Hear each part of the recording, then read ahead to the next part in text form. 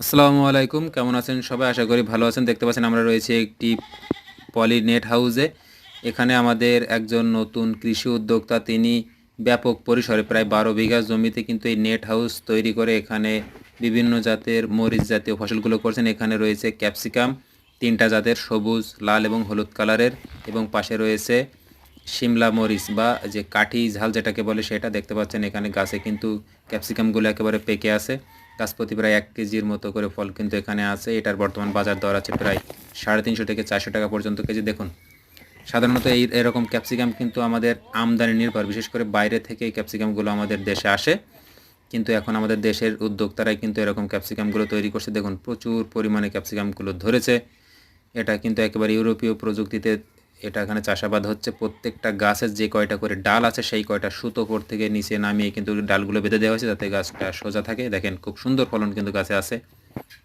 সব মিলিয়ে একেবারে অসাধারণ, যেটা আমরা ইন্টারনেটের কল্যাণে ইউরোপ আমেরিকায় দেখি উন্নত চাষ প্রযুক্তি। চায়নারা কিন্তু এরকমভাবে চাষ করে, সেটা আমাদের বাংলাদেশে হচ্ছে, আমাদের যশোরের সারসার লক্ষণপুরে হচ্ছে। দেখতে পাচ্ছেন আমরা কিন্তু এখানে ভিজিটে আসছি। আমাদের সামনে যিনি রয়েছেন তিনি হচ্ছেন উপসহকারী কৃষি কর্মকর্তা জনাব অসীম চন্দ্র মজুমদার। তিনি 6 নম্বর গোগা ইউনিয়ন উপসহকারী কৃষি কর্মকর্তা হিসেবে দায়িত্ব পালন করছেন, সারসা থানা, যশোর জেলা। অসম্ভব না, বেসম্ভব দেখেন, সুন্দর। সব মিলিয়ে কিন্তু খুব ভালো ফলন কিন্তু এখানে আছে। দেখেন, অসম্ভব আর বেসম্ভব, হ্যাঁ, আপনাদেরকে একটু ঘুরে ঘুরে মানে দেখানোর চেষ্টা করি। সেই লেভেলের।